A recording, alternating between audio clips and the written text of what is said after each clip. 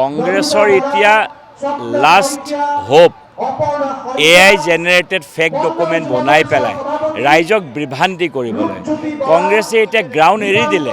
কংগ্ৰেছে এতিয়া টিভি ৰুমত বহি AI এক্সপাৰ্ট লৈ তেওঁলোকে কাৰ নামত কি ফৰ্জাৰী কৰিব পাৰে, কাৰোবাৰ মানুহৰ নামত কোনোবা কাণ্ট্ৰিৰ ফৰ্জাৰী ডকুমেণ্ট বনাই ৰাইজক বিভ্ৰান্ত কৰিব বিচাৰিছে। নিৰ্বাচনী প্ৰাকমুহূৰ্তত কংগ্ৰেছৰ লাষ্ট ভৰসা AI ফেক নিউজ বনোৱা। মই ভাবোঁ যিমানে চক্ৰান্ত কৰক, আজিকালি প্ৰত্যেকখন গাঁৱৰ যুৱক যুৱতী ইণ্টেলিজেণ্ট। গাঁৱৰ যুৱক যুৱতী জানে AI দি পেলাই যে মানুহৰ মাতো ফেব্ৰিকেট কৰিব পাৰে। Document fabrication is very easy.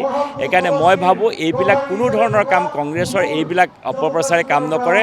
তেখেতসকলে ষ্টুডিঅ'ত বহি AI জেনেৰেটেড ডকুমেণ্ট বনাই সময় নষ্ট কৰাতকৈ গ্ৰাউণ্ডলৈ আহি চাওক। AI জেনেৰেটেড ডকুমেণ্ট ফেক কৰি পেলাই অসমৰ ৰাইজক বিভ্ৰান্তি কৰাৰ প্ৰচেষ্টা নকৰিব। আমি অসমীয়া ৰাইজ, অসমৰ গাঁৱৰ ৰাইজ, যুৱক যুৱতী বহুত ইণ্টেলিজেণ্ট।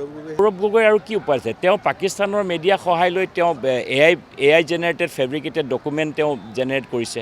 পাকিস্তানলৈ গৈ পেলাই তেওঁ পাকিস্তানৰ চোৰাংচোৱা সংস্থাৰ লগত তেওঁৰ সম্পৰ্ক কৰিছে। পাকিস্তানৰ বাহিৰে গৌৰৱ গগৈৰ বেলেগ কোনো দ্বিতীয় পন্থা আৰু নাই।